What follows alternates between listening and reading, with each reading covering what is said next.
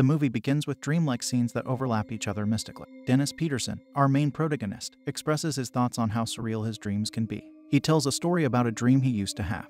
His mom takes him to a carnival in the middle of a desert. Despite the lack of people in the dusty carnival, the people operating the games spare no expense in enthusiastically calling him and his mother. In the middle of it all stood a scary haunted house ride. Dennis, a young boy at the time, pesters his mother over and over to go on the ride. The mother appears emotionless, her aura closely representing the lifeless land the carnival is on. Dennis and his mother get on the scary ride. The tiny train enters the dark tunnel and takes them to the other side. Dennis, who appears to be unamused by the ride, tugs on his mother's hand and demands that they get a refund for the lackluster ride. The mother looks down at young Dennis and slowly takes off her sunglasses, revealing a pair of mouths in place of where her eyes should have been. What makes you think the ride is over? What makes you think it's ever going to end? Her voice eerily fades away, as we are shown an adult Dennis struggling to distinguish between reality and dreams. In his nightmare, he dreams about a demon that pins him on the bed and fastens a zipper onto his back. The demon then proceeds to enter his body and goes to a whiteboard nearby. He draws 2 rows of faces on the board. Despite the childish artwork, Dennis instantly recognizes the faces on the board.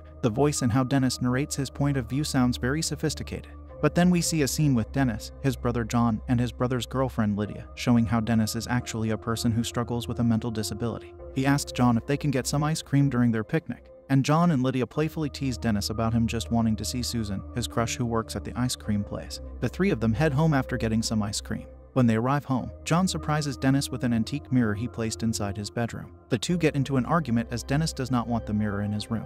Dennis had seen the mirror in one of his nightmares, which frightened him, but John wasn't having any of it and continued insisting that the mirror remains in Dennis's room. As John walks away from the room, Dennis continues to mumble how he doesn't like how John uses big words and places things in his bedroom. While Dennis was mumbling to himself, his reflection in the mirror suddenly started talking back to him. He begins to converse with his reflection and befriends whatever is speaking to him. John, who is also Dennis's caretaker, is dealing with a lot of problems of his own. Lydia, his girlfriend, urges him to have Dennis be put in the care of a hospital. John refuses to do anything of the sort, and their conversation is cut short when the doorbell rings. John answers the door to find Mildy Torres, a woman who works for social services. She accuses John of being incapable of caring for Dennis. It turns out that Mildy has visited their house because she had received an anonymous call from someone saying that John has trouble controlling his temper around Dennis. Mildy is adamant about having Dennis taken away.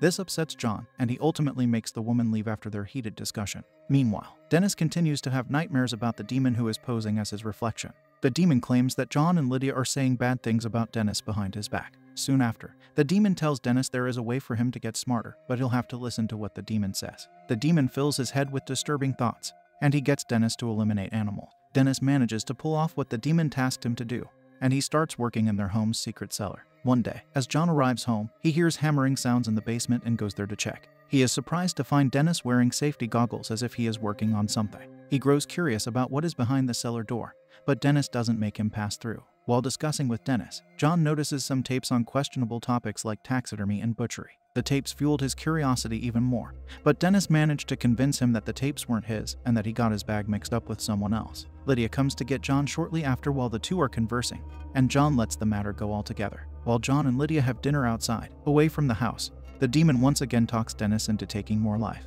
This time, he urges Dennis to eliminate youngsters. Dennis comes home sobbing after doing what the demon asked. His hands and clothes were covered in blood. He tells the demon that taking the life of those youngsters did not help him at all. The demon tells him to come closer to the mirror as he is about to tell Dennis a secret. When Dennis got close enough, his reflection suddenly became more articulate in the way he spoke. The demon also revealed that he had been the one who was controlling Dennis's dreams, giving him nightmares every so often. The following day, John meets up with Dr. Preston, who seems to be his therapist, for lunch. The two talk about the ordeals that John has been dealing with. Back at the house, Dennis asks the demon some question. Dennis questions what the demon looked like aside from copying his reflection, and the demon showed his true form. The demon then proceeds to tell Dennis that Susan, his crush, will never be interested in him and that he must also eliminate her. Dennis heads out to his favorite ice cream place to see Susan.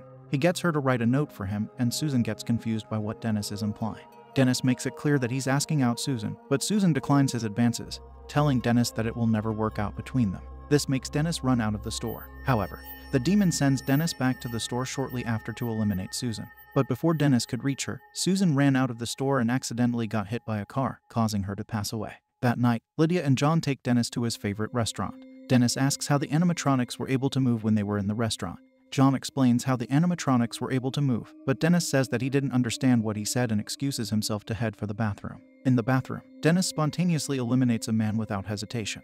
When he returns to his senses, he is horrified by what he has done. The demon appears before him through the mirror again, telling him he should eliminate those close to him now. Dennis realizes that the demon had only been using him for evil, making him do his sinister tasks. Dennis refuses to do any more of what he says, but this only angers the demon. Enraged by Dennis' disobedience, the demon makes the nightmares more intense for Dennis. Dennis tries to stay awake despite the frightening illusions the demon makes him see, so that the demon cannot control his body. However, Dennis is unable to stay awake for very long and he ends up going out to eliminate more people, then taking the bodies back to the secret cellar. The next day, John and Lydia head out to grab food at the ice cream place. They both remarked how they felt sluggish even though they didn't drink the other day. The two arrive at the ice cream place, and John mistakenly calls the cashier Susan, only to find out it isn't her. The cashier told them that they would now be only seeing her from then on instead of Susan.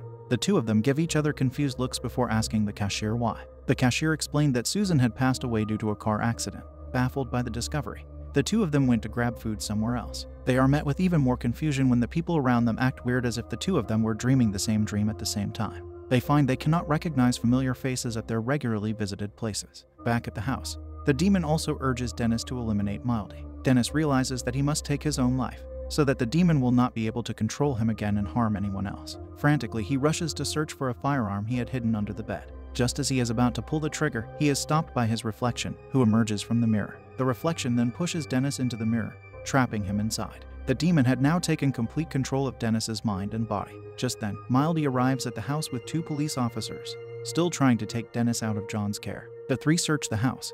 The police officers make their way upstairs, and Mildy goes down to the cellar. Mildy treads into the dark basement with a broken flashlight and discovers corpses while she searches the place. Soon after, Dennis manages to eliminate the three before he can be taken away. Meanwhile, John and Lydia were driving home when they unexpectedly saw one familiar face. The two were ecstatic and stopped the car to greet Pete. They took a seat at a table in relief, and Lydia questioned John about what he was anxiously hiding the entire time.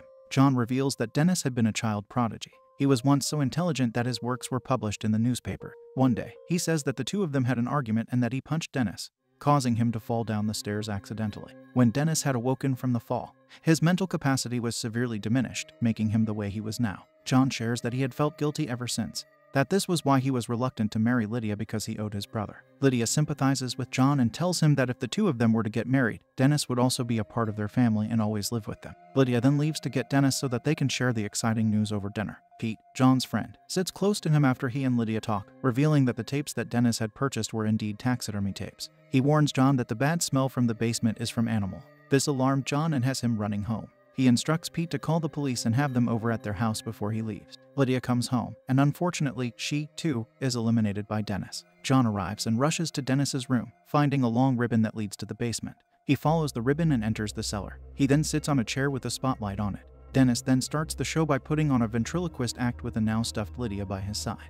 Dennis spoke eloquently as he continued with his ventriloquist act. John realizes that he is glued to the chair when Dennis presents his other victims, now stuffed and used in the story to reveal the truth. When they were children, John was highly jealous of Dennis, who was showered with attention for being so gifted. One night, John could no longer hold back his resentment and maliciously hit Dennis with a baseball bat while they were getting ready for bed. After his evil deed, John fabricated the story and told everyone that Dennis fell down the stairs in order to cover up what he had done. More stuffed bodies are shown, implying that the reason they weren't able to recognize anyone out in the town before is because Dennis had eliminated them and took them down to the cellar. A grotesque scene of taxidermized bodies is shown, and John struggles to get himself free from the chair. Overwhelmed by everything, John puts himself to eternal sleep after he frees his hands from the chair. Dennis evilly smiles at the sight of this when he is suddenly pinned down by the corpse spider he had constructed, but it's revealed that he is actually being restrained by police officers who take him away. Shortly after, we are taken to a padded room inside a mental institution. Dennis is enclosed in a straitjacket. He appears to stare into nothingness, but it is revealed that the real Dennis is trapped deep in his subconscious,